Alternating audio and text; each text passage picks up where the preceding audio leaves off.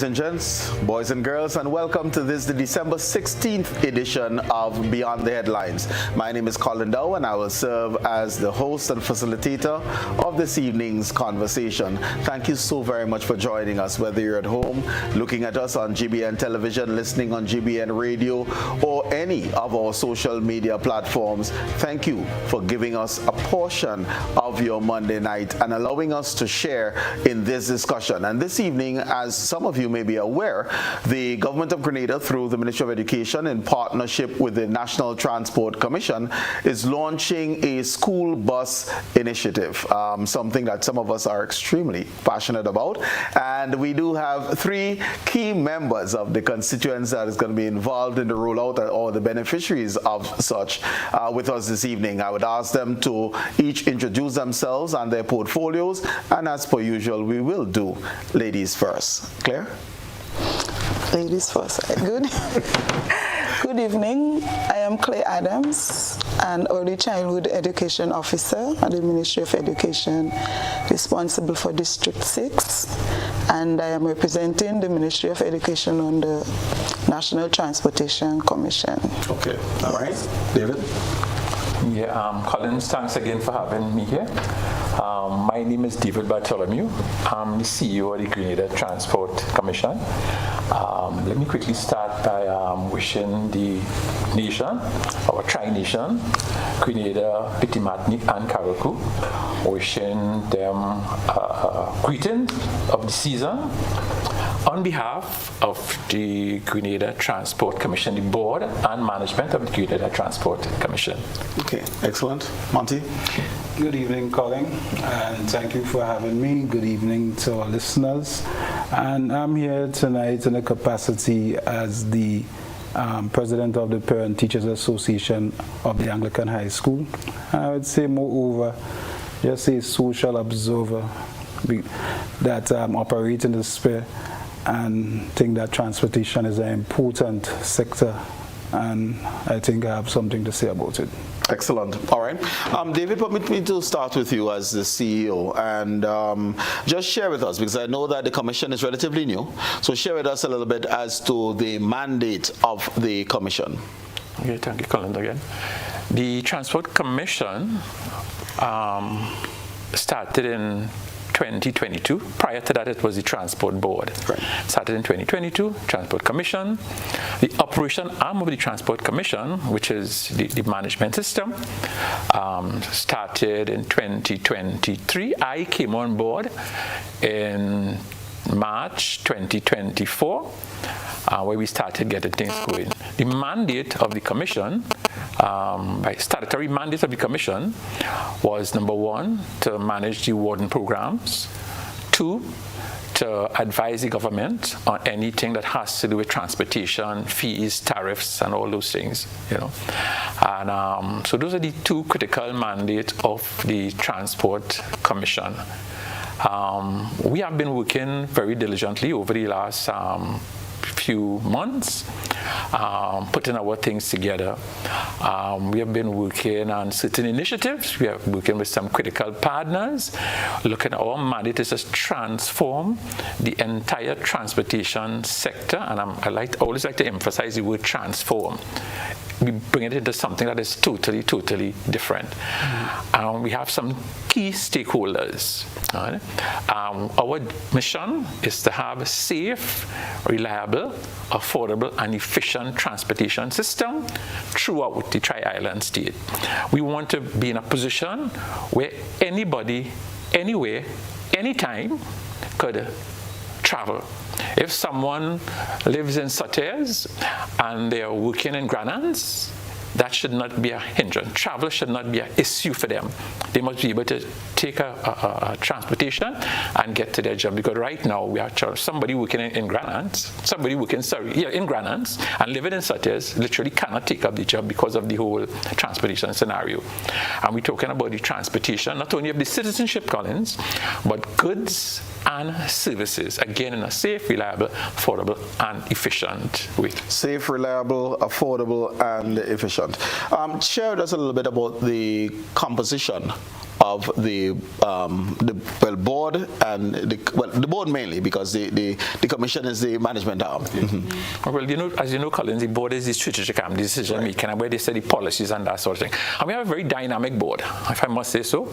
It's headed by Mr. Francis Paul, and I think the public in Grenada, Caribbean, pretty much supposed to know who Mr. Francis Paul is. A very astute person, very trying to get a correct word to describe. I hope he's looking on. Yeah, he's very dedicated person, a very dedicated person to his job. He manages the board, well. We have other people on the board. We have the PS on the board, who is again very dedicated, and that's the person that I communicate with almost literally on a daily basis. Communicate with him, and he has given me 100% support. So does the chairman. Then we have other critical people on the board. We have Mr. Campbell. We call him our tech person. He resides aboard, but he's always, finding out, what's going on, what's happening, and that thing. That Mr. Campbell. We also have a young lady called Sahai Gibbs. She's a PhD student. She's in Mexico. But again, we do all our virtual meetings. I always look at her as our research person, because we'll be talking and she'll be researching. So a topic come up and she'll already get on a computer and pull up all the information already. Let me just to be clear. So the PS would be PS infrastructure, or? Yeah, the PS infrastructure. Infrastructure. So you have your chair.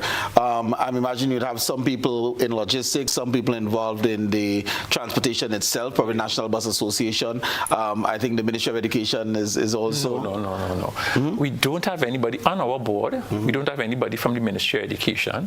Neither do we have anybody from the bus transportation system. Okay. But it's just a grouping of experts in their own field. Right. We have Mr. Lewis. He has been in transportation outside of Grenada for years and years and years. So he comes with a wealth of experience, and he has a very a mind that will always ask a certain question that will beg certain answers. He make you think, So we have an excellent board, and they have been working on all the policies and everything, and for our operation, creating the framework. What we are doing now, God is operationalizing it. Okay. So over the last 8 months or so, we have been creating that framework for operationalizing our policy. So quite a lot of things that happen. The school bus program is just one part of what we are doing. So we'll open up with the school bus program now.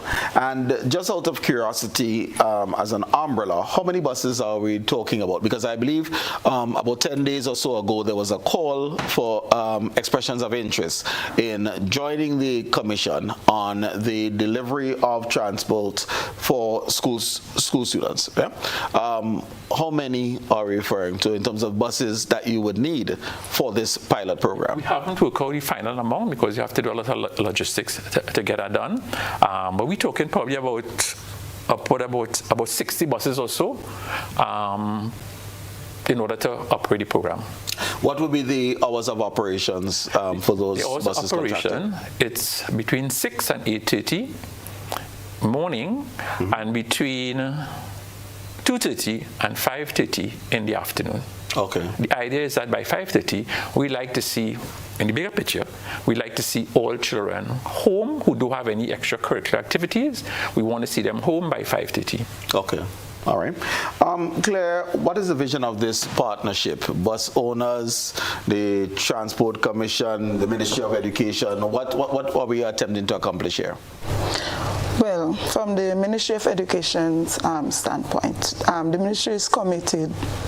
It's committed to ensuring that all children have equitable access to education, and also the ministry is committed to fostering any partnership that would promote such. So we, working along with the Transport Commission, we see that they will play a role in ensuring that children have that equitable access to education, given that some children, sometimes are stranded for bus, and there is a punctuality issue, in the nation. So we are looking forward, we are foreseeing that kind of collaboration, partnership that would assist with solving these sort of problems. I note you say equitable access, and that's important, because even if education might be free, no school fees, Yes. you still have to pay to get to school. Yes. And if the family can't afford for you to pay to go to get to school, you can't access that education. Right, so that's where that partnership is would be a great one, Okay. and we are really looking forward. We are excited about the collaboration. Excellent. Yes. What parishes? I know it's a pilot project, so what parish is Yes, being yeah. targeted? Right, so right now it's St. David's and St. George's. Okay. Okay, so those two. And is there a level of school children? So are you looking at preschool, primary school, secondary school, all schools? How is this going to roll out? So based on the discussions that we have had, we are looking at all schools for now. It's still in the teething process. So we're looking at all levels, not all schools, but all levels within the piloted schools. Okay. I might be putting you on the spot here, but how many children are we talking about? Because let me say all schools across the two parishes. Yeah. Yes, well, they have their expectation and the other partner who's supporting them. So they give us a ceiling of 800 to 1,000 children. So it's difficult to manage that right now, to get to that, because some schools have 500 children alone. So right now that's the sort of roadblock we are at now. How do we navigate that challenge of deciding which, like how many children to take from each of these pilot schools? David, I have to come back to you. How are we going to manage this? We say pilot. Pilot typically means small, but it's something that can be built upon in terms of your approach. So how do you decide, school or child, that will benefit from this, but at the same time participate, so that you can make sure that you have the efficiencies and then you scale up as you roll out? Well, you literally answered the question, Colin, in asking me to answer the question. We are actually discussing with the Ministry of Education now what are the criteria they'll use to select the children, because remember, again, it's a pilot program, right? And we're looking for a sample size that we can measure easily what's happening, maybe some of the times we measure maybe the geographical area, that's probably one of the criteria we might use in order to choose a child, but we haven't actually zeroed down on everything yet, but it's something we are actively working with the ministry on coming up with a solution, a criteria to select those sample size in all the different schools that we are talking about. Okay. I say 5 in St. Andrews, sorry, 5 in St. George's and 5 in St. David's. Yeah. All right. Clare, the transportation be within parish or between parishes? Because I know we say that we're looking at St. David and St. George. Is it transportation of children who are from St. David going to school in St. David, and likewise for St. George, or our bus is going to bring the children between parishes? Well, all of that is part of an ongoing discussion. So we haven't nailed down everything as yet, but that came up in our in recent discussion as to whether we're doing it within the parish, or because you have children who go to school in St. David's who are from outside of St. David's, those who live in St. Patrick and come to school to Tongue. So I think it's maybe a sort of within the parish. Okay. For now. Is this service going to be a paid-for service, or the students identified or the schools identified, there's no out-of-pocket expense for the actual student riding the bus? My understanding is that it will be free for now. Isn't that, Mr. David? The information at my disposal is that for the pilot project, For now, yes. The students will not have to, the parents will not have to put any money to it. Okay. And notice I'm not saying free. I said out of pocket for the child, because somebody pays. And yes. Typically we know who pays, right? Yes, somebody has to pay for it. Montee, as you hear this, I know you are a parent, you're a president of PTA at Anglican High School. What is your overall impression of this initiative? Well, I must say this is a very welcoming initiative, and I'm speaking from the standpoint as being president of the PTA at the Anglican High School. it's a very familiar refrain to hear our principal always speaking about truancy and punctuality, and not just punctuality in the context of people showing up at school, but some show up to school and don't come in school. So, and maybe that is, I might be able to get some more information here tonight on this, because there are a lot of times children, they take a bus and then they don't have breakfast, so they go on by, I can tell you from in the context of the Anglican high school, they go on and buy breakfast by, not to call any establishment, but they go on and eat, and then they reach the school late, right? So one of the things is that with this service, we did be dropping them on the compound, because I believe that is one of the considerations that needs to take place, right? That they needs to be dropped on the compound, because outside of that, if you just drop by the street, we're dealing with children that always look for a loophole, But moreover, I'm very happy with this initiative. I think it could only do well. If children can get to school early, they can be more prepared for the day ahead. And I think that's, it all augurs well. Even at the point that you make about getting them home, there's just too much of obstacles, who wants to wait for special buses, right? Who wants to, then they go on the bus terminal and line in the back of the bus terminal. All of the things that we've heard over the years that we have to deal with as well. I can't say I've had to deal with that as a parent, because I lay the law down when it comes to my children. But and saying this, part of this whole conversation, I hope that don't get missed, is that is very important to have the parents on board in this. Well, I just want to ask, what are some of the other challenges as parents that you believe your constituency or other parents would have had with just transportation of their children to school? Yeah, well, you use the term out of pocket, right? But one of the issues that people would always have is one of finance, right? And I can tell you, I've seen cases where I might be driving maybe to work or so and seen children walking around the lagoon, for instance. I can't say why they were walking, if it's because they don't have a bus fare, but I've been approached by students that I want a bus fare. As I said, it may not always be the case, right?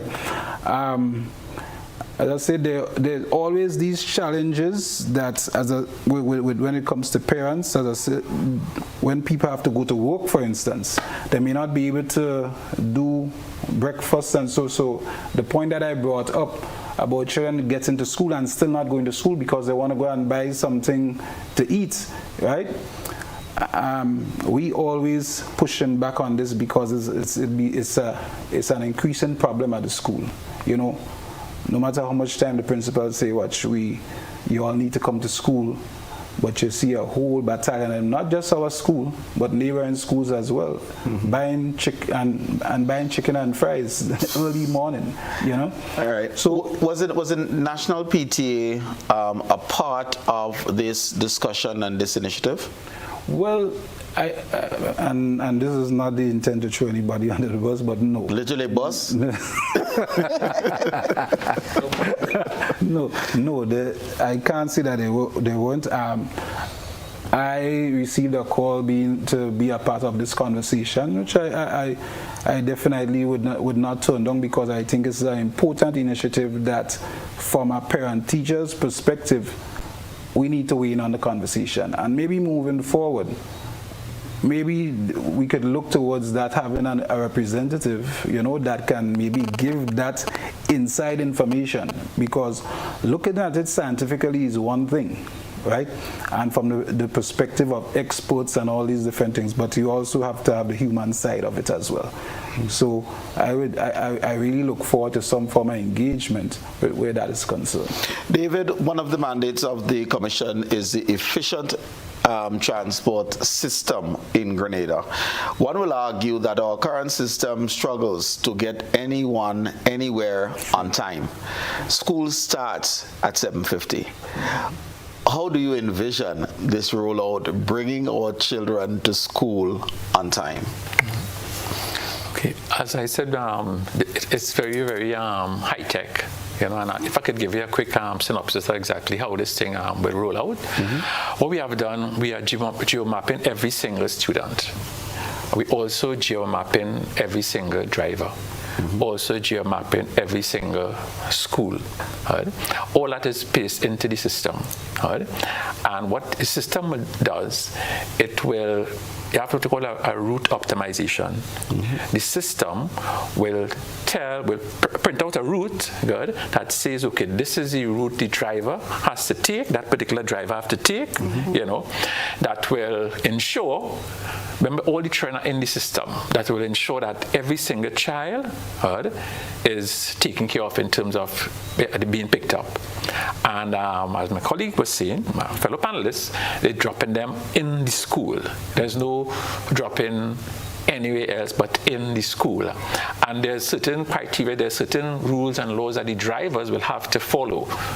It's all well packaged. And just to go back again at what my fellow panelists was saying, that maybe going forward it will be critical to have a parent-teacher, some representative on when we're doing our discussion. Because one of the things we are sure about is that the parent has to play a very critical part in the success of this, a very, very critical part in the success of it, you know, because we know what young people give. What the app also does, what the system also does, the system will allow a parent to know when the child boards the bus, when the child reaches school, when the child reaches back to either their home or that designated drop-off point in the afternoon. So the person knows that. Yeah. So the bus driver will be responsible for those, quote unquote, let's say 15 children, picking them up at their homes, bringing them or designated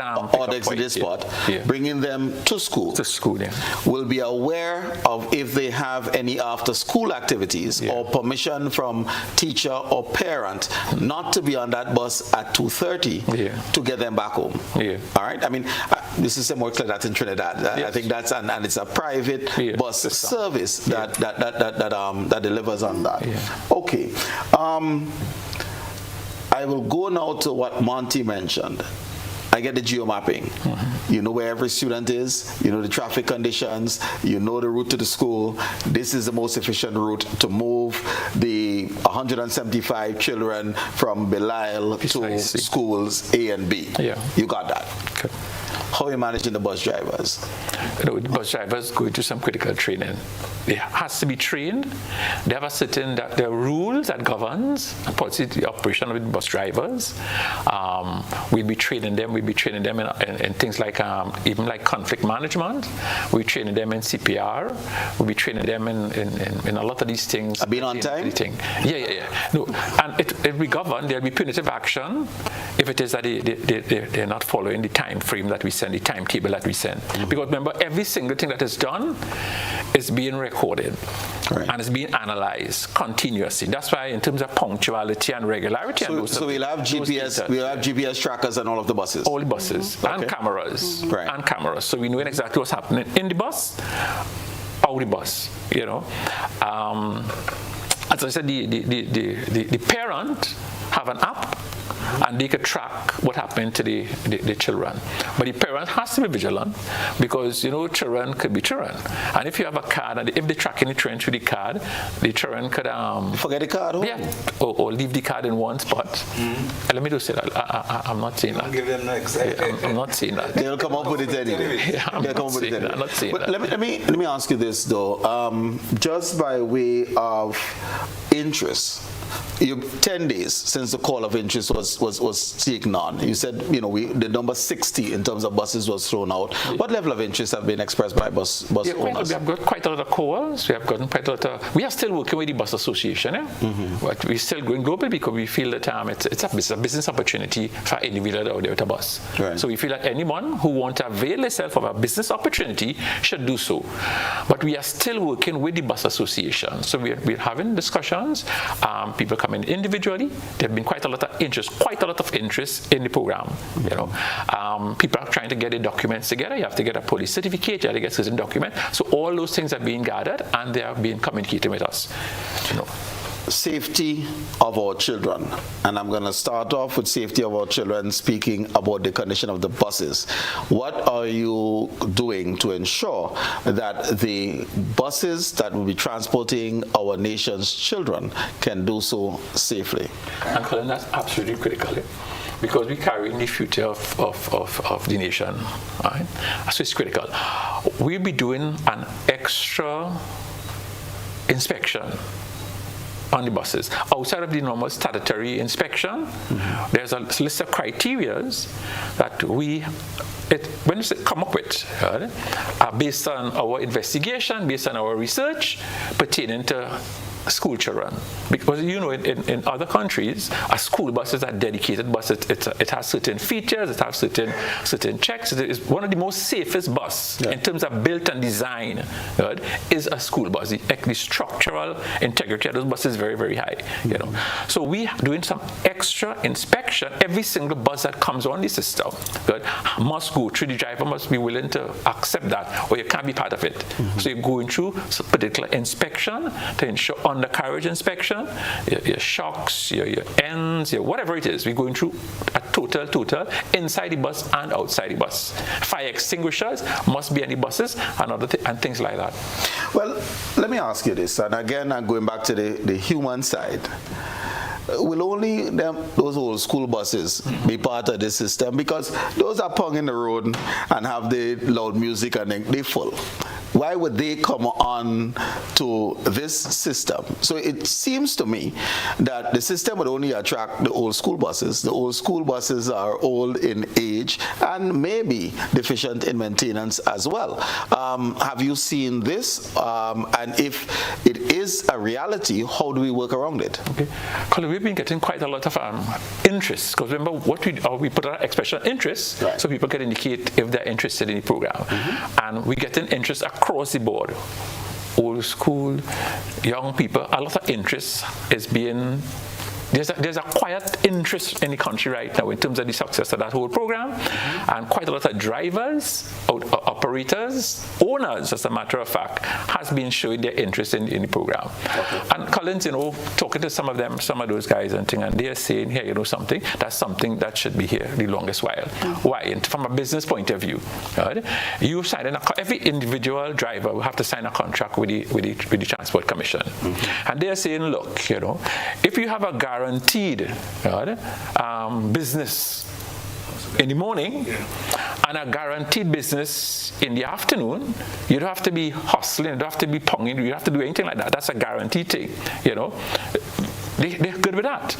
In between, what they'll be doing in between, from, let's say, 8:30 until about 2 o'clock, they could rest. They could take the time and, instead of hustling, make up, quote-unquote, gas money, that sort of thing. But they're saying, it's a welcome thing for some of them. Let me ask you this. Some people are also saying government does take long to pay. So, I work for you, and then you can speak to the system of payment, but government does take long to pay. Collins, this is a quasi-government, it's a state authority.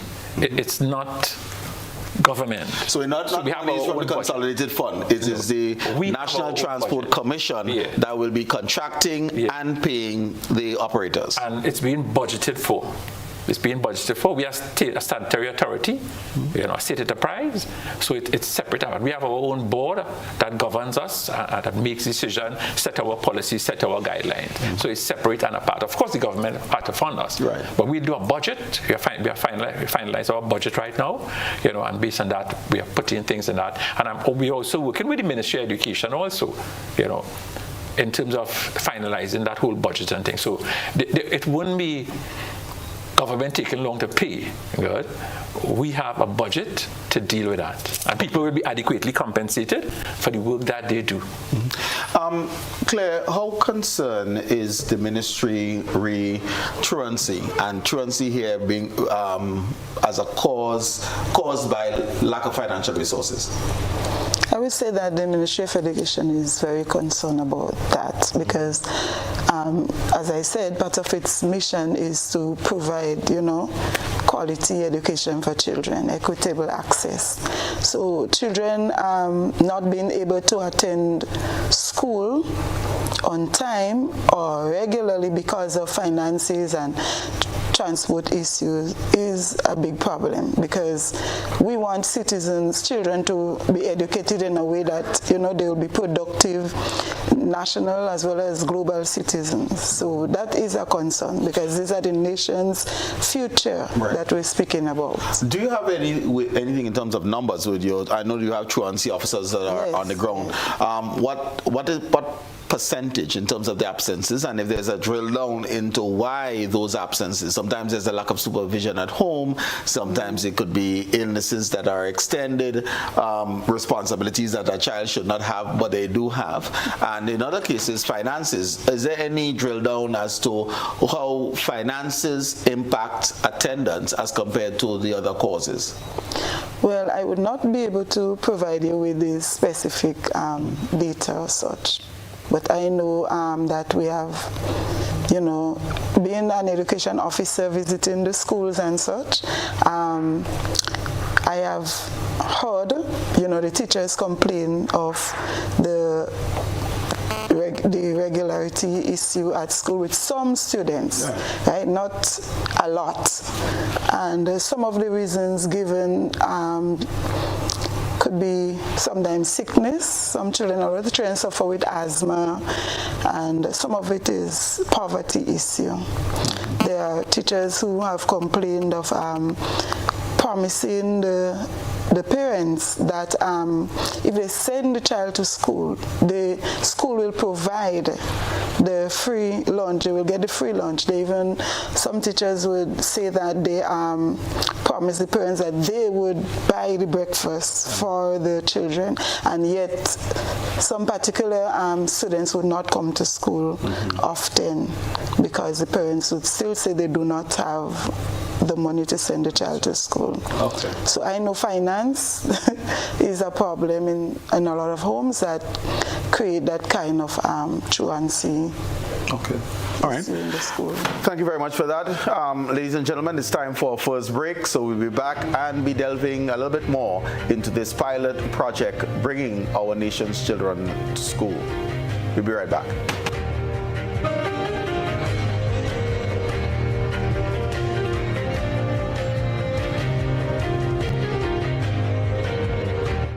I'm sorry, I couldn't take any more of your gaslighting. Just go. I got burned too many times. I went to Quartz and found myself a new flame. Say goodbye to your old appliances and hello to new ones from Quartz, bringing Christmas home. You've asked for it and we've delivered. Shop and Save Supermarket at Victoria Street, Grenville, your new one-stop shop for all your grocery and household needs. Come shop and save on dry goods, fruit and vegetable. We're your ultimate meat market and supplier of household appliances. Our addition of a deli for hot meals and snacks makes us your ultimate one-stop shop. Remember, we're the place to shop and save. Come check us out today, Victoria Street, Grenville, St. Andrew.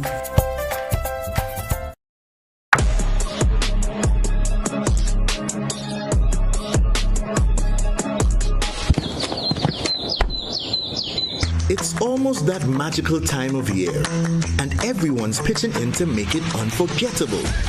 This holiday season, even the little ones are rolling up their sleeves. With every brushstroke, every splash of color, we're crafting memories that will shine for a lifetime. Make this Christmas even more festive with Berger. Enjoy up to 40% off selected items and enter for a chance to win big, up to $1,000 US. To enter, purchase any Berger product nationwide. Terms and conditions apply. Christmas just looks better with Berger. So it begins, a journey like none other. Every moment has the potential to be unforgettable. Bring home a piece of the tropical green forest with every emerald. Capture Capture the sparkling light of flawless water in a diamond. Make the sunrise and sunsets last forever. With precious colored gemstones, the essence of happiness is in our most precious memories. So when it all comes to an end, bring home something that will last forever. Colombian Emeralds International. Bring home more than a memory. Are you looking for a reliable, affordable, and customer-friendly pharmacy?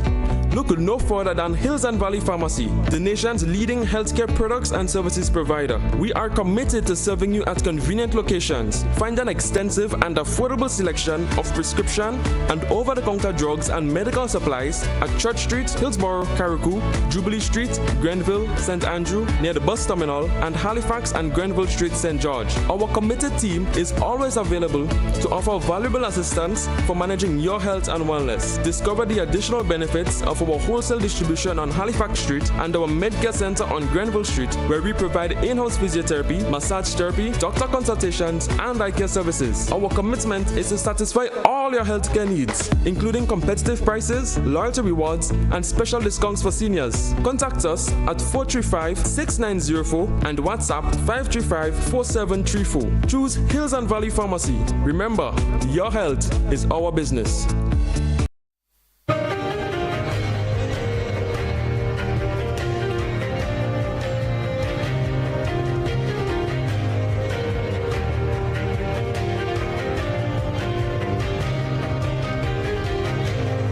Back, viewers and listeners, and of course we're discussing the National Transport Commission's initiative to move our nation's children to school at no out-of-pocket cost to them.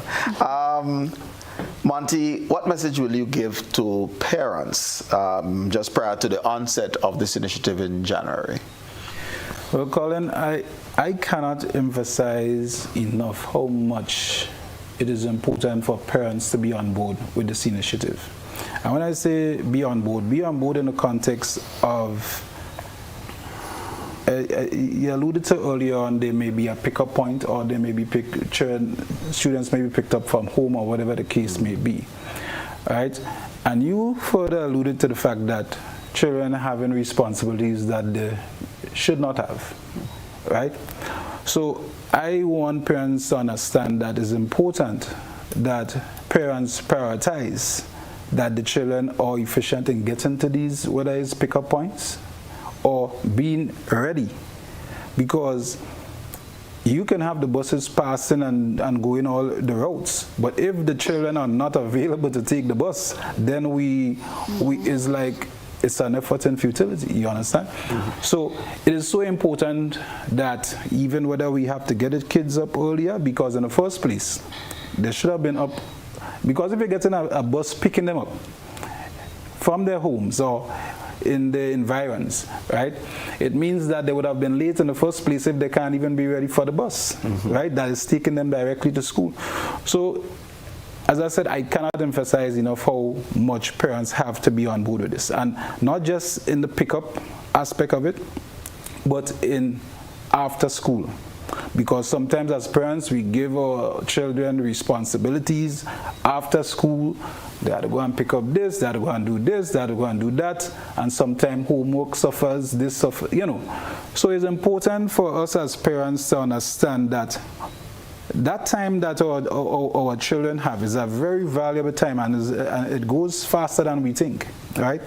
So it is important for us to give them the priority to make sure that their education comes first, and we create the conditions so that when this pilot comes on board, right, it can be of benefit and not create problems whereby I'm looking for, and I know how things are sometimes. When things are new, people adapting, there's always excuses, there's always problems, there's always but this, but that. This is something that is a good initiative that, as you say, it's not putting you in any further expense. It should be embraced as such, and I think, and to go a step further, that's why we have to have that parent element on board, so at least we have that conversation. So that can be translated to them as well. Let me ask you this, because no further expense. So will you be strongly encouraging your parents not to pay twice for bus fees?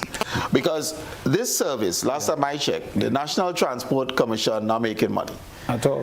They're getting an allocation from the government. Last time I checked, government don't make money. At all. Government take money from us to function. As you see, the government need to get a job. Thank you. So it is the taxes that will be funding this initiative. So the parents are already paying for the transportation. Yes. They still want to pull out again. Yeah. And you made a very valuable point, because it means that if you're not utilizing the bus service efficiently, then in turn they still have to go and jump a bus and try to get to school. So you're paying a second time. A second bus fare for something that was already provided free of cost. Right? So as I said, it's very important that parents get on board on this, and forget all of the other complication that comes along with these new programs and who implement the program. Get on board, right? I've seen too many programs that becomes very, as I said, I don't want to go down that road, but becomes very complicated because of who's doing the program or how the program is structured. In any program, there's always room for improvement, and there's always it's continuity, and it will be strengthened. But the only way it could be strengthened is through feedback and through using the program, and through that, I'm sure the chairman could speak to that it can only get better. David, will buses be losing money by focusing on school children? Because this actually is a reality. A child goes on the bus terminal and it's 4 o'clock and buses don't want to take them, or they have a cap and no more than 2 school children, no more than 3 school children, and or jam them up in the back. They're disrespected, really. But how do you counter the perception that these buses will be losing money by exclusively carrying school children? Well, Colin, it's how we look at money, and I'll explain. Right? From our perspective, the persons, operators who taken part in the school program, it is a plus for them. I think I explained something a little earlier on. It means that they have a fixed amount and they'll be paid what is due them to run that program. Right? They have a fixed amount. Is it a per trip or per head, or how it works? No, it's being worked out. The final thing is being worked out. But whatever is being worked out, they're not going to be underpaid or anything like that, right? They'll be paid correctly. So we are saying, and a lot of them are agreeing, they agreed from our discussion with them, that if in the morning, during that period of time, which is the peak period, where people hustle, right? They don't have to hustle to have a fixed income. That is fixed, so they don't have to hustle at all. Right? And the same thing in the afternoon. Right? So it's a benefit, it's a plus for anyone who is taking part in that. So there's less work on your bus, tires, fuel. You don't have to be hustling, mashing brakes, using tires. You don't have that to do again. Right? It's a calm, because when we're carrying school children, so you're taking your time, you have a fixed market, right? And you'll be compensated correctly. You'll be well compensated for it. You know, so you have a fixed income in the morning, a fixed income in the afternoon.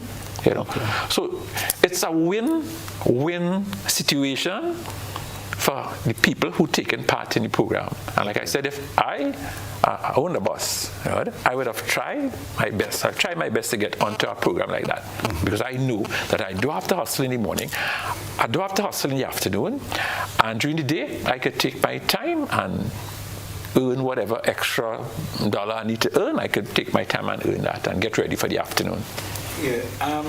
Something that as I said, that maybe I missed, right? And I don't think should be underscored, especially for parents, is the safety and security of such a program. Correct. Right? And being a parent, I could tell you, you don't know, until you're trying to walk through the door, you're wondering you don't know what bus they're on, You don't know how they're driving, whatever the case may be.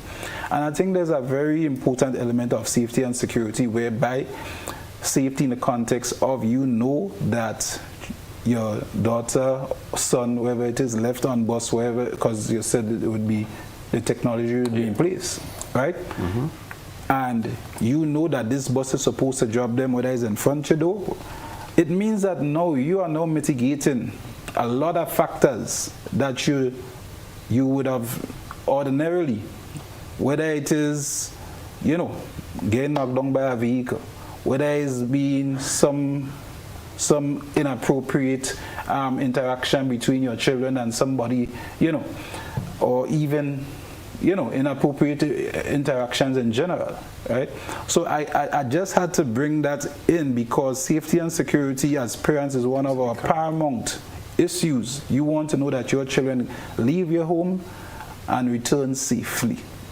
So I really wanted to drive that point home, and I don't know if there's any other things that you all would have taken into consideration when it comes to security and safety, right? But I think that's a very important factor. Yes. But it's totally correct. Totally correct in terms of the safety factor, in terms of parent knowing exactly where that child is, because the parent have an app, so they can actually track where their children is. So that's totally correct. That's an excellent point that you raised there, in terms of that peace of mind that a parent will have. That the child is in a system that is safe. The vetting of the drivers will be properly vetted, you know. And of course, we have the cameras on the buses, so you can know exactly what's happening.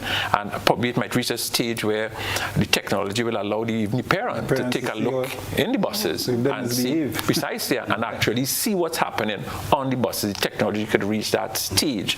Claire, how would buses be identified, as you would have, you know, discussed the rollout? How would little Johnny know that's my bus? Well, the information will be sent to the schools. You know, when we get to that part of it, the schools will know which bus will be coming to pick up the children. So the children, they will know. Okay. If I may add something to that, yes. Each school will have what you call an information display board, right? Real time. So by the end of school, the board will say exactly where the buses are, if it's 1 minute away, 5 minutes away, which bus it is. So there'll be a on-time, real-time display at every one of these schools that is taking part in the system. Has that technology been acquired? Well, the supportive equipment, not the technology, but the supportive equipment in order to publish it's part of the whole system. Okay. You know, on buses, there'll be about 3 or 4 bits of technology hardware on the buses. I can't remember all, but there'll be a validator. The validator is where the student will have to scan the card, and it will ensure that the right student is on the right bus, and the validator will take all the information and can send it to a central processing thing, where it will process whether it takes all the information. Right? Then there's cameras on the buses. Then there is, I can't remember the other two, but there are about 4 pieces of equipment that will be on the buses. Okay, all right. And have we identified, because in terms of the pilots, we probably started with about 5 schools or thereabout. Have we identified? 5 in St. David's, 5 in St. John. Okay, have we identified which schools we're targeting as yet? Well, we had discussion. We suggested some names, but I don't know if it's, you know, if I should disclose the ideas as yet. No. Okay, all right. Yes. Are members required to, and I'm talking about the buses now, are they required to be registered businesses and let's say pay corporate taxes? I'm going to compliance now. If you're going to benefit from state funds, you should be compliant with state laws, one would think. But what are some of the documentary requirements in order for an operator to be a participant in the system? Police certificate is one. Insurance. Medical. 2. Ownership. Right? A bus in good condition, which we will. In terms of your own inspection. We do our own inspection and that sort of thing. Basically, those are the critical things, sure for critical things. How do we ensure a proper maintenance record? How does one prove this? Because I'm assuming that you'd want to know that this is a driver or operator that takes care of their fleet of buses. Mm-hmm. Well, remember, there's a starting point for this program. A starting point is when we do the inspection, and everything will go on record. There'll be a database that will be created. So moving forward, we'll know exactly every year. I'll have to come and do what has to be done in terms of the inspection. Outside of the normal statutory inspection, you'll have to do our inspection, and we'll have our own database that will monitor every single thing that happens on that bus in terms of safety. Okay. Go ahead, Montee. Yeah. In terms of the criteria, I don't know if I missed it, but I didn't hear you say doing a medical analysis, because as a driver, depending on, you could have a medical complaint that could cause you to block out. Let's say your epileptic seizures.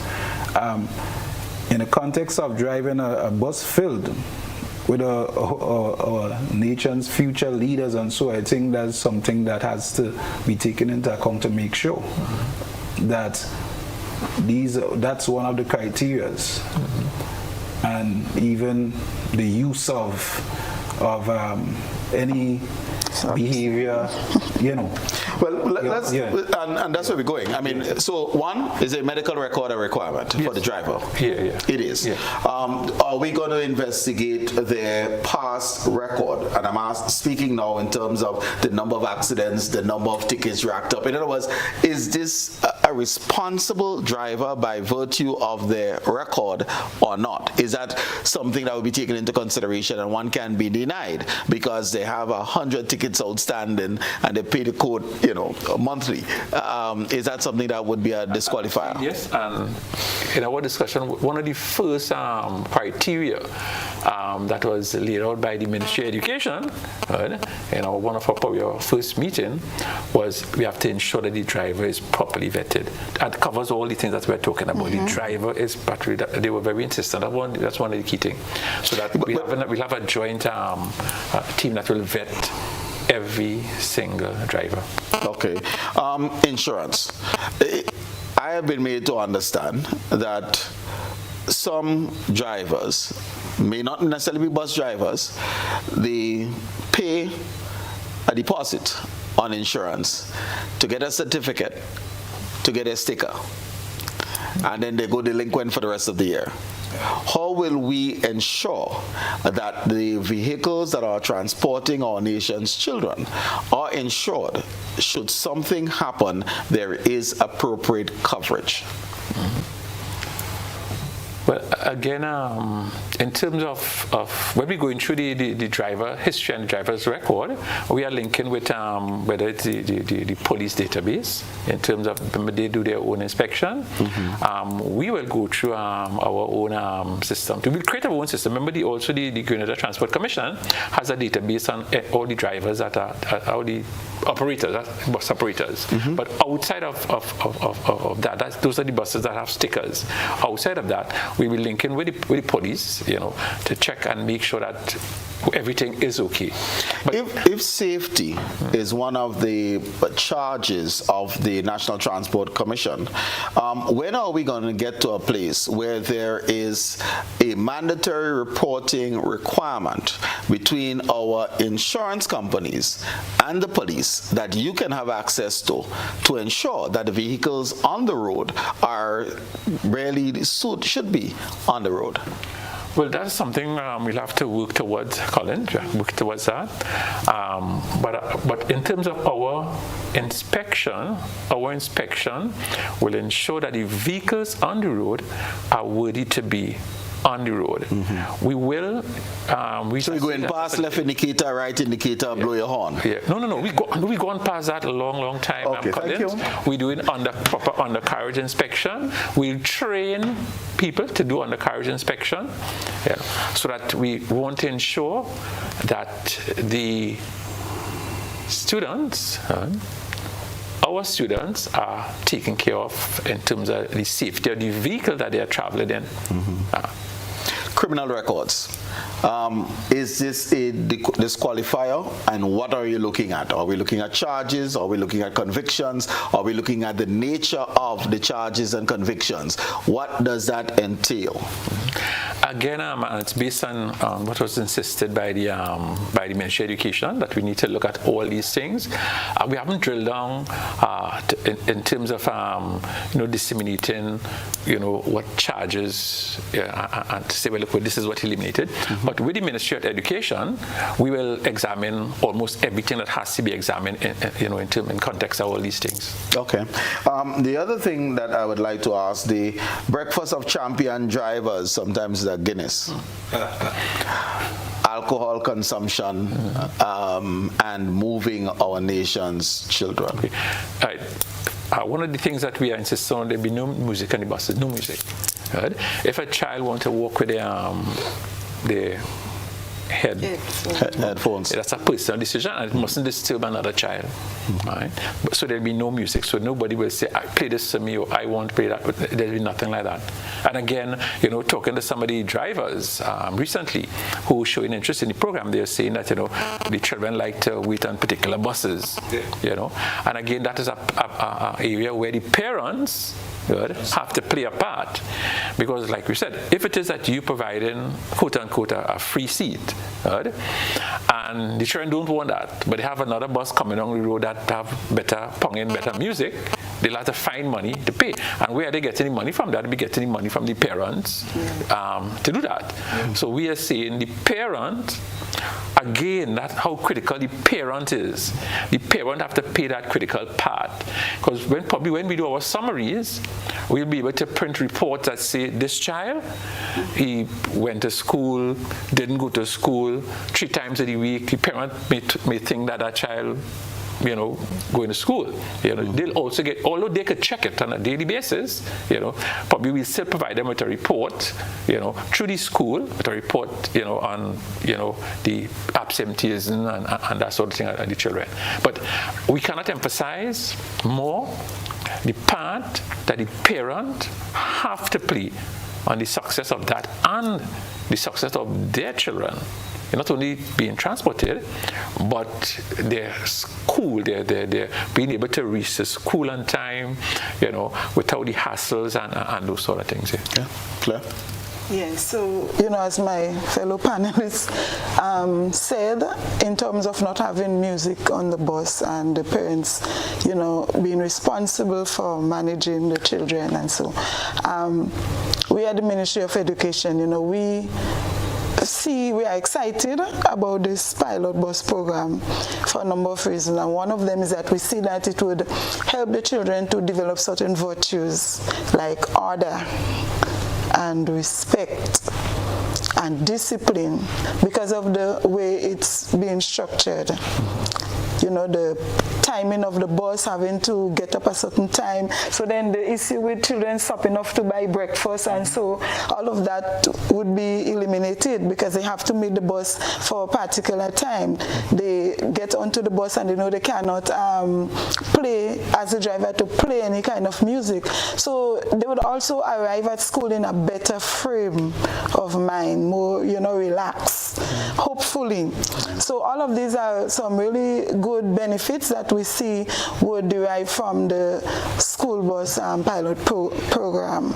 We also see that children would be able to maximize quality time at home, in productive activities, even in the extracurricular activities, knowing that they will be able to get transport to go at home and at a particular time.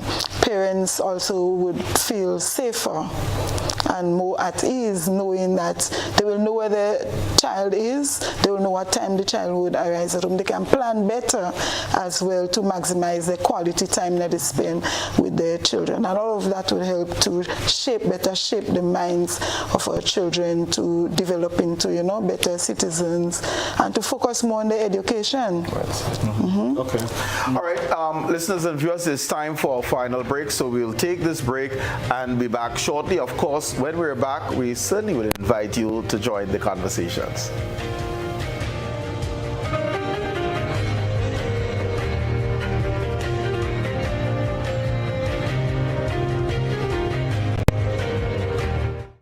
Greenidge Community Partnership Initiative. Our Lions Olmas is now in its 30th year of existence.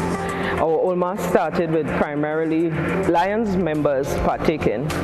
It is now part of our Spice Mass calendar, and we host it every year in July. We are happy that our patrons have always come out and assisted and supported our event. And with Greenidge's support and sponsorship to our Olmas, we are looking forward to continuing this sponsorship for another 30 years and beyond. Again, Greenidge, we thank you so much. Greenidge, energizing our community. Looking to shop online from your favorite stores like Amazon and Shein? With GPC Global, it's never been easier. Get your very own US address and shop from around the world. With GPC Global, you can order the latest trends and must-have items, all delivered straight to Grenada to your closest post office for your pickup. We offer the cheapest rates, and our service is reliable and quick. No more waiting for weeks for your packages. Your satisfaction is guaranteed. Join the Grenada Postal family today and start shopping smarter. Visit us online at www.grenadapostal.com or call us on 437-POST. That's 437-7678. GPC Global, your gateway to the world. Have you heard about the new Softweave bathroom tissue with total hygiene? As hygiene and safety have taken center stage, our bathroom tissue is now manufactured with 3 different technologies to offer the best protection for you and your family. UVC light technology for a safe and effective disinfection process, eliminating 99.9% of microorganisms. Also, production at high temperatures, killing all types of germs and bacteria. And it's pH controlled with delicate fibers to prevent irritation for even sensitive skin. Softweave Total Hygiene Bathroom Tissue, available in supermarkets and shops island-wide. Visit Softweave Caribbean Facebook or Instagram pages for more information.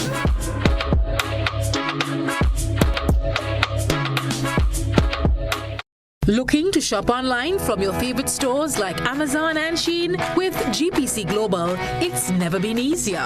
Get your very own US address and shop from around the world.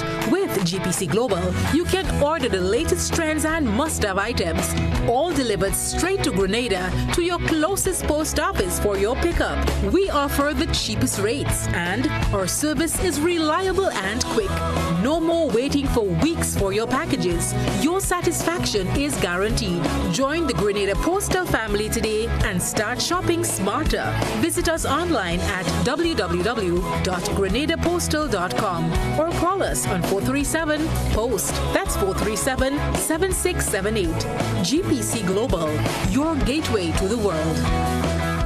When you need your prescription filled or you require non-prescribed medication, supplements, or all your personal needs, visit Gittins Healthcare at locations on Wall Street, Grand Anse, Victoria Street, Granville, and Central Deputy Street, Wharf. Gittins Healthcare aims to provide an exceptional personalized pharmacy experience. Additionally, children under 5 and adults 55 years and over will enjoy 10% discount on purchases of $20 and over on prescription medication. Stop settling for less. Visit Gittins Healthcare, where your health is our priority.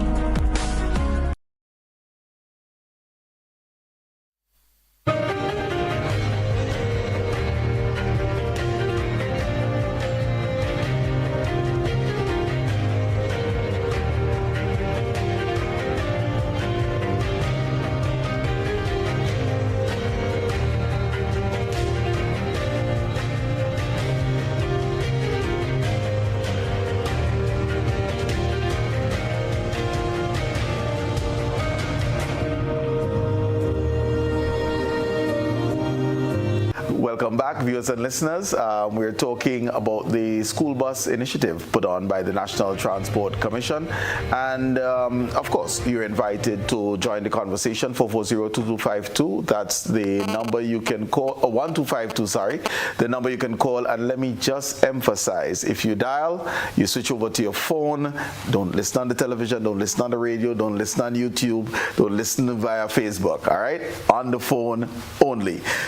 Montee, a successful rollout, because you did say that you endorse this initiative. What would a successful rollout look look as and mean for our education system?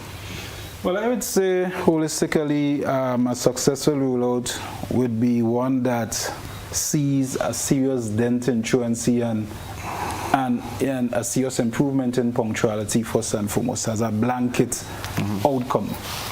But moreover, you want to see that, and speaking to that safety and security element, that parents now have that peace of mind that the children is home, they leave to go to school, they got to school based on the technology that is available, and they have that peace of mind. They have that peace of mind that the children are home and engaging in their homework, because there are a lot of parents that get home later than the children do. Okay, so we have our first caller online. Good evening, caller, and welcome. Hi, good evening. Good evening to you, Colin, and to your panel. Very, very interesting program. I can't say that I listened to it in its entirety, but I'm hearing a lot of useful things there. And I, for one, have always said that transportation cannot be seen just in terms of business. It is a public good, and it's necessary for development of societies as ours. And we can't continue having public transport provided by private individuals. But I have a question. Have we looked at all the different aspects? You may have raised it, but probably I didn't hear it. What is the optimal? We want this thing to be sustainable. You know, there are so many disasters we've looked at in the name of good intentions. Have we studied and seen what is the optimal size of scope or scale of an operation to be able to, in a sustainable way, provide that sort of service? Because the last thing you want is people jump to it, they say, yes, it's going good, and 8 months down the road, the guy says, nah, that cannot be, you cannot keep me going. My bus is the 12-seater bus, the optimal size, 18-seater, or does it have to be like a coaster-sized bus to make this thing viable? But we want it to be sustained. Have you looked at that in terms of the optimal scale of operation to make it viable in the long term? CEO? Yeah. Right, let me attempt to answer that. In terms of the bus, and we were just discussing that, in terms of the size of the bus, we have developed the specifications for the buses. If I'm not mistaken, I think it's about a 33-seater bus, which probably is like a large coaster. You know. But to launch a program, to launch a pilot program, we know that we don't have a lot of those buses enough to run the program on the island at this point in time. You know. But the caller raised a very good point. That is something that we are looking at. The pilot program will give us a lot of information in terms of moving forward. And that's why we run in the pilot program. In terms of sustainability and everything else, the pilot program will give us the necessary data to transform the information that will tell us what direction we go in. And as a pilot program, as we go along with the pilot program might run for about 6 months. We'll make adjustments as we go along with the pilot program. So you're saying ideally it should be a 33-seater bus, just in terms of your thinking. And we're not talking the pilot. We recognize that there will be some differences. What are some of the other features that ideally a school bus should have? Right, a school bus, one of the things is always have a fire extinguisher. In terms of safety, a safety hatch, and sometimes we have these safety hatches in the roof. It have what you call easily collapsible windows that they could easily push out. Some of these buses again have a little hammer that in case of an accident that they could hit the grass and the glass could be broken. I think I said seat belt also, individual seat belts. All right. Those are some of the key features of a bus, like an accelerator interlock device, where if the door is open, the bus cannot move off, because remember it's chair and you have that we're moving around the buses. We also want to introduce, like what applies in other jurisdictions, and again we'll probably test it out. When a school bus stops, no other vehicle should pass. Right. And that's absolutely critical. And that's something that we have to put out there to the public. When a school bus stops in a designated stop, right, no one, because I've seen, up to just a couple of weeks ago, I saw a terrible accident where a bus stop was stopped. And some children attempt to cross, right? And vehicles coming down, and it was terrible, When a school bus stops, right, any vehicle behind must stop, because they're dealing with children, and children have a tendency probably to act on impulse. Right? And that's something we want to, because remember, we also have to create that mindset. We also have to have a change of mindset and accepting this whole dynamics thing that we're trying to put in place now. And I re-emphasize that. When a school bus stops in a designated stop, no driver should attempt to overtake. And what we try to do, the bus will be clearly marked, right, with the necessary, we have magnetic stickers on the buses. It will be clearly marked, and we might even go to the extent now with the present bus that we have to have there's an arm that you could put out and see in stop sign. We'll ask the drivers to be able to put out a stop sign saying stop. So the other road users, motorists, will see that stop sign. As part of the initiative, are we going to see electric vehicles being encouraged? I'd leave the question there. You'll respond. Yeah, that's one of our mandates. One of the mandates of the Transport Commission is to fast forward the acceptance of electric vehicles in the country. A myriad of reasons. I mean, we have had so many programs in that already, and we'll encourage any new vehicles coming into the system. We'll encourage them to be. As a matter of fact, the vehicle that we develop the specs for, we develop the specs for EV to be in the system. Right?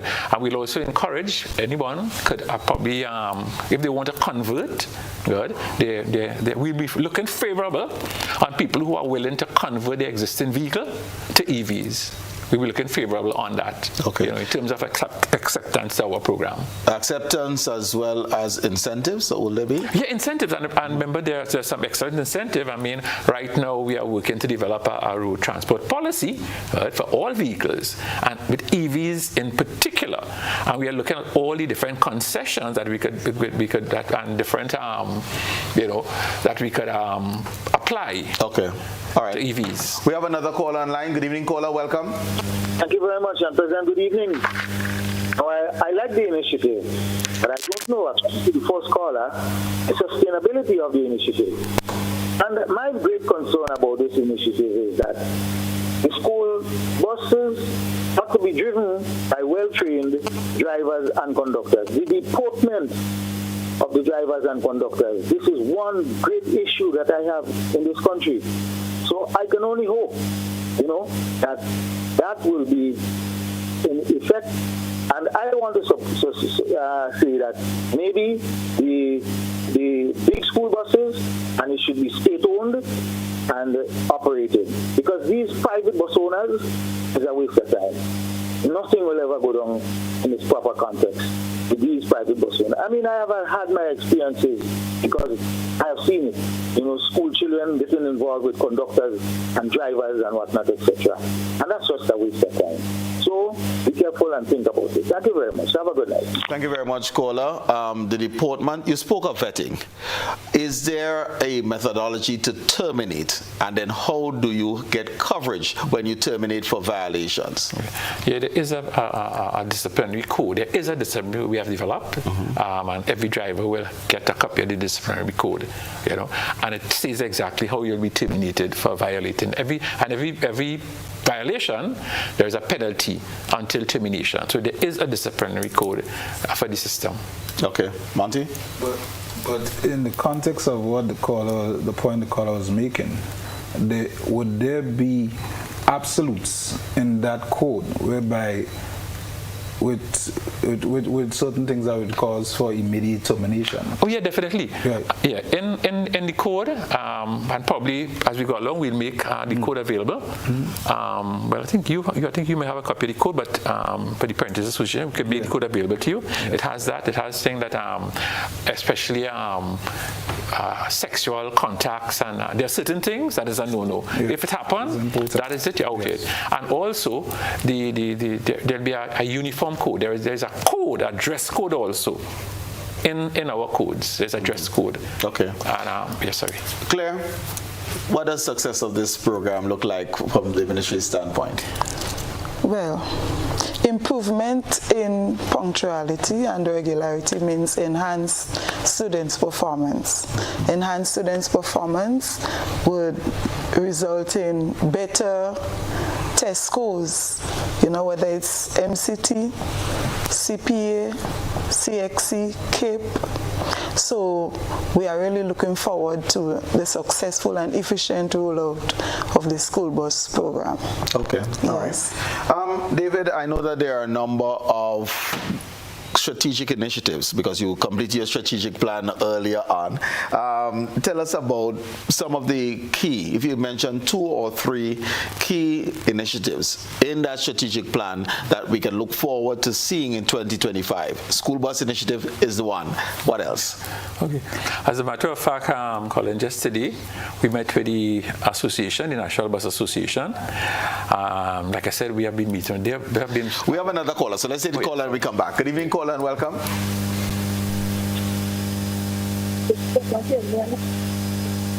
Go ahead, caller, listening on your telephone, please.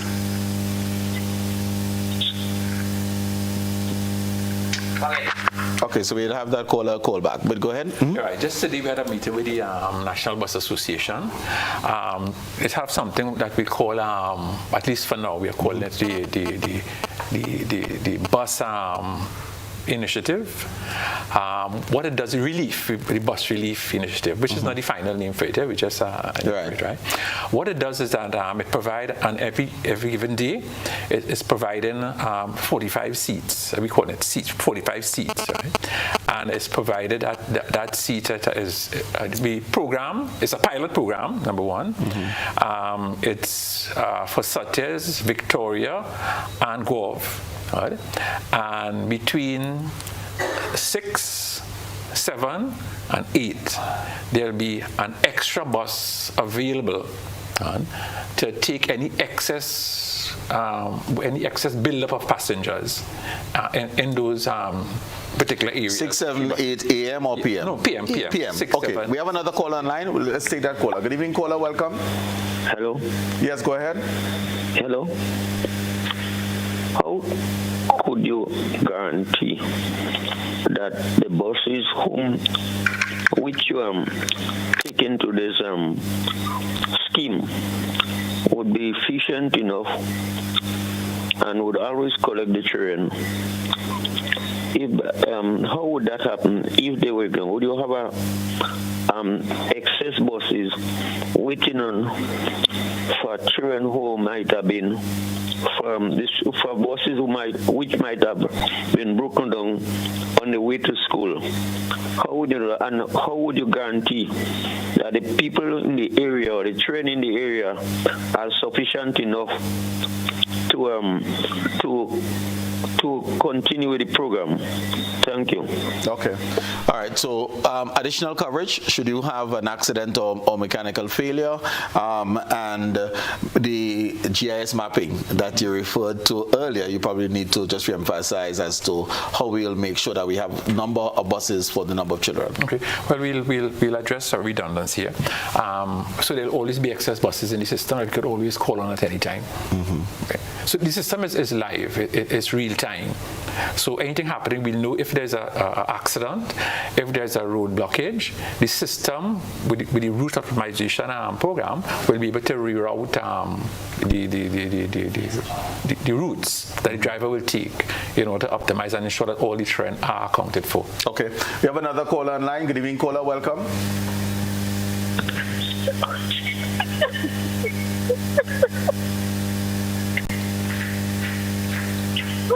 Go ahead, caller. Hello? Go ahead. Hello? Okay, let's move on. Are you hearing me? We are hearing you, so go ahead, please. All right, so just a quick contribution I wanted to make, all right? I don't know if you guys would have covered it before I came on, but what incentives or what encouragement is there to really, because right now we realize that public transportation is owned by private owners, but however, it's more of a hustle as opposed to a business right now in Grenada. That's how public transportation is being run. What incentives is given by this drive or pilots that will encourage the now private operators that are running public transportation to come on board. That will be more beneficial or give them more incentives than what they already have. Yeah, because I'm asking that question because I remember when I was going to school and on the bus terminal, yeah, if it wasn't for maybe an elderly person or adult to say, listen to me, if you're not taking the child, I am not getting on the bus. Yeah, and we do understand that it's put in place to children, but I'm joining that point because drivers, you could look at children and the cost that they're getting or the financial payment that they're getting as dog money, as we say in local terms, and put for the hourly price. What incentives are given to them now that they will say, okay, all right, we don't mind taking that. Yes, it's school children, but we don't mind taking that. What kind of incentives? That's the direction I'm asking. That will encourage them to give up what they're currently doing as a hustle. Yeah, I'm not looking futuristically, but as a hustle, as opposed to a business. Okay, got it. So you said guaranteed monies a couple of times, right? So between 6 to 9, 2:30 to 5:30, there's guaranteed money. No need to pong road, no need to hustle. But at the end of the day, the dollars must make sense. Yeah. So what type of money are we guaranteeing to say, well, don't pong road and take on this, civil route? Yeah, like I'm saying, we're working on the formula right now to deal with it, But what we are assured, or we are showing people, that it will be comparable to what they would have made if they were operating in the normal system. Okay. Yeah, it will be comparable. All right. You mentioned the relief. So the relief system, in terms of one of strategic initiatives, is additional 45 seats to Guelph, Victoria, Sates. Yeah. Okay. Yeah. All right. And sorry. Yeah, go ahead. That's one. So another strategic initiative that we can see in 25? In 2025, we want to start looking at the build-out of the infrastructure. As you know, there's a lack of infrastructure. And if we have to move forward, then we have to have the proper infrastructures in order to accommodate that movement forward.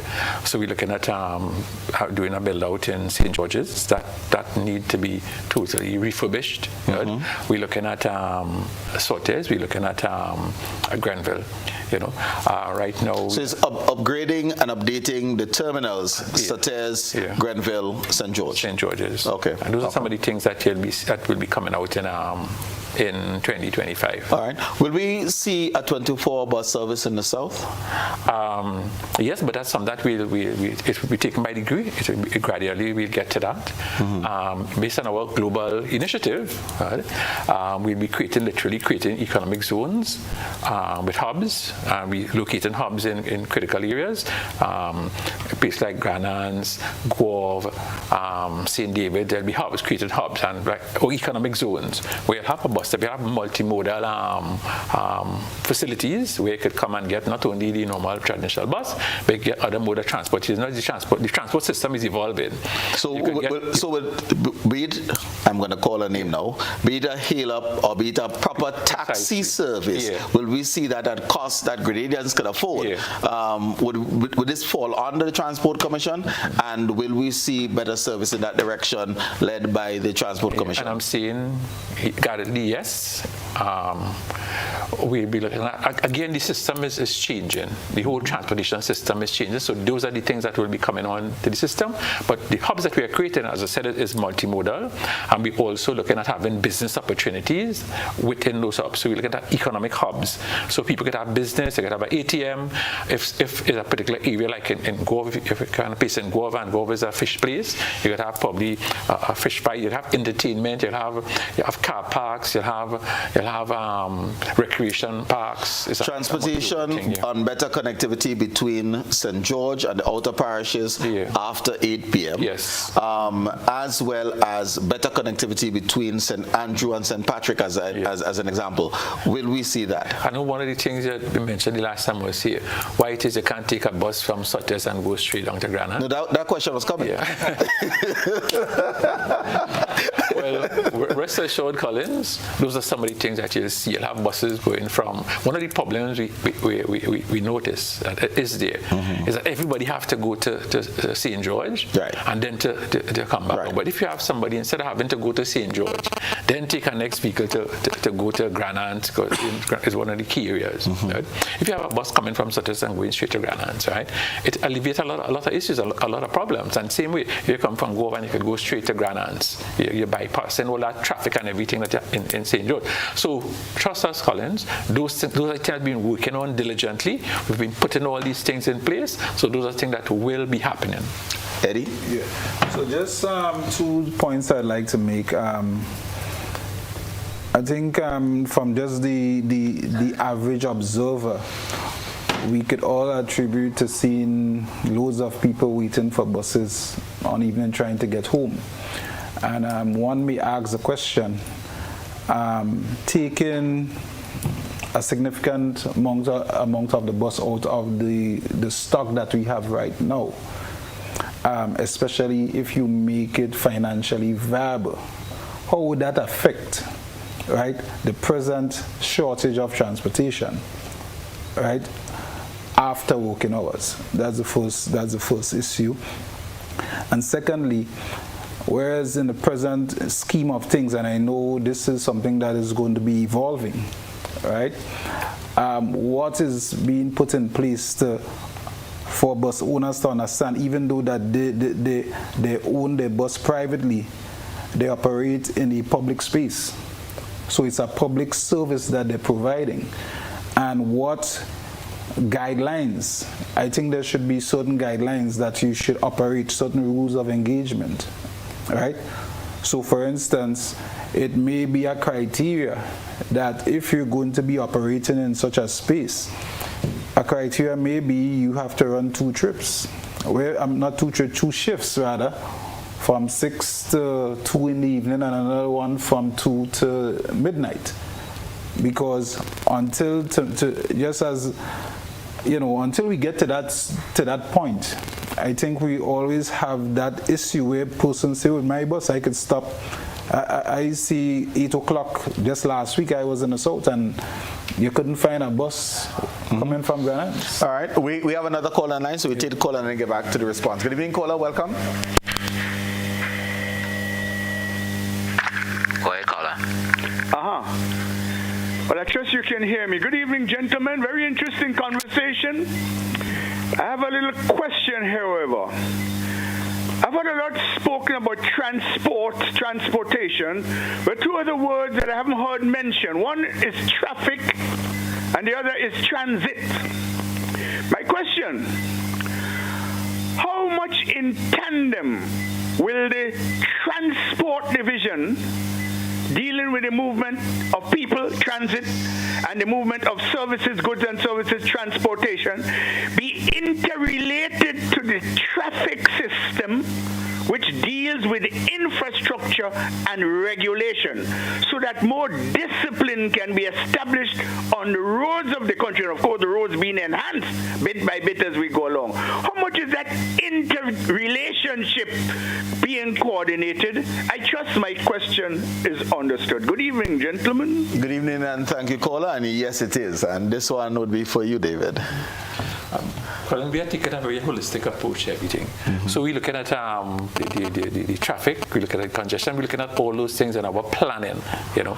But remember, what we're looking at now is we have the low-hanging fruit that you're dealing with. The low-hanging fruit is the school bus program. The low-hanging fruit is the bus relief program. Right. And when will that one be rolled out? We're trying to see if we get it rolled out before the end of the year. That's what we are trying to do. And do you have cooperation from the bus drivers? Because people say, I have a sticker, and my sticker say go off, and this one sticker don't say go off, and how come he coming to run on my route, etc. Excellent cooperation. I started telling you that we had a meeting today with them, you know, as we've been meeting with them all the time. Excellent cooperation. The nexus behind that particular thing, and Montee alluded to the fact that after 8 o'clock, you know, you couldn't get a bus. What this program does, the government is actually paying someone who may have stopped working to come back out.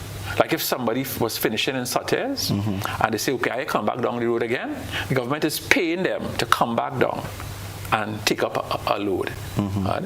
So that's how we run in that particular program. So they'll come back down, come to the terminal, and they'll wait, and as long as there is a build-up, then they'll take up the passengers, normal paying passengers, and then they'll go back up the road. So we are dealing with things short-term, medium-term, long-term. Plus we are also doing all the necessary planning and studies, right, in order to talk to the gentleman who was just on. He talked about whether we're looking at the traffic system, the planning. We know our road network in Grenada. We know it's constrained. Right? We're looking at the overall traffic point, the amount of vehicles coming into the system. We're looking at all these things. We're also looking at, we have someone doing an audit of the whole sticker system, because we need to have that properly structured and regularized. That's been done now. So there's so much thing that... We're going to have a chance for closing comments, but we're quickly out of time. There's a lot of things. So closing comments, I'll come back to you, David. Montee, your closing comments as we speak on this, the school bus initiative.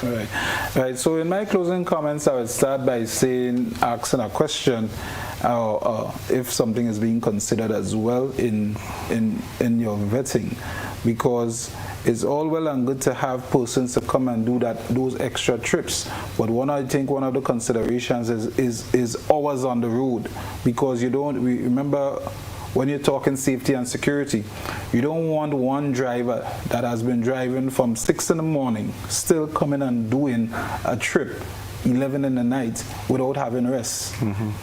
So I think one of that has to be there are to be some guidelines as to you may need to have to hire somebody, a second driver, in order to be able to qualify to do that additional work. Or when he was called out, he called out from by the shop.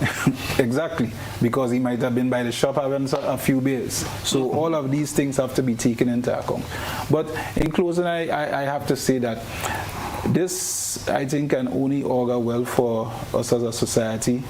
I think it's just the tip of the iceberg, and it's prudent to start with our nation's youth, because they are the future. But holistically, I really would like to see some emphasis being put on getting our public transportation service at a place where it is reliable and it can be counted upon, and not just just reliable and comfortable. I would like to see us go past those days when, how much people just stay in a seat as though you're in a sardine can, Even as things that we may take as underestimate, even having all the buses being air conditioned, because you're going on the buses and you're getting to work, and, you want to get there in good spirits, yeah. So this, as I said, could only augur well, and I really applaud this initiative. But in the meantime, I think we need to put some policy in place that requires persons who operate privately in a public space and have guidelines to which they operate, whether or not they have to do 2 shifts, have one person drive in the morning, one in the evening, so we have public transportation service all up to midnight. Okay, Clare, your closing? Yes, well, first of all, thank you for having me on this program and to share the ministry's support for the pilot program for the school bus initiative.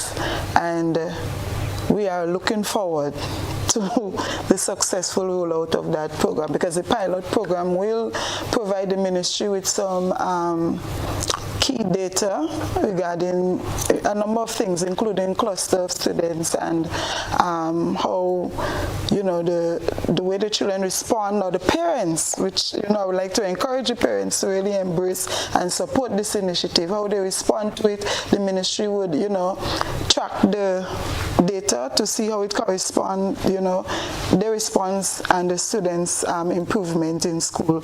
We'll be able to, gather data that will help not only with, school policies, but system policy as well, that would help to improve the lives of our students, because the Ministry of Education is committed to supporting students' education and well-being. The Ministry of Education is also committed to fostering, partnership, right, that promotes the kind of ideals that the Transport Commission is promoting, transparency, collaboration, trust, order, and we really support this strategic initiative. Excellent. Yes. Closing, David? Yeah, Colin, I'm really excited about this particular initiative. As I said earlier on, the Transport Commission has a mandate for overall transformation, and whether it's the public, whether it's goods and services, safe, reliable, affordable, and total efficient system. This one is just one subsector that we are working on now, and the entire board management, we are very, very excited about this thing. And I'm sure also our close partner, the Ministry of Education, they're all excited. But Montee raised some very critical points, and I'm sure that we'll be in contact. We'll set up a mechanism to be in contact with each other, because we raised some very critical points that we could actually work with, and I'm just ready to see this roll out. We only have we do have a second chance to make a first impression, so we want to work together. It's a pilot project, so we know there'll be things that teeth and problems and that kind of thing, but we want to make sure that when we hit the road, it's impactful. It has to have quite a lot of PR, a lot of PR, because we want to start to influence the mindset. And when this could happen, a lot of the stuff that we're doing with the pilot project, school project, could transfer itself to a wider, to the bigger picture. Okay. Enough said on that, so that we're excited, very excited. And we're ready to roll with our key stakeholders working alongside us. We're ready to roll. Thank you very much, Mr. David Bartholomew, CEO of the National Transport Commission, Ms. Clare Adams, Early Childhood Education Officer within the Ministry of Education, and Montee Greenidge, the President of the PTA of the Anglican High School. And to you, our listeners and viewers, thank you all for being a part of this evening's show. It is our final show for the year 2024, so I have to wish you all a very Merry Christmas. Stay safe, utilize the transportation services safely, call for order, call for efficient transportation of ourselves and our nation's children. Have a wonderful holiday season and all the very best for 2025. Good evenings, Godspeed.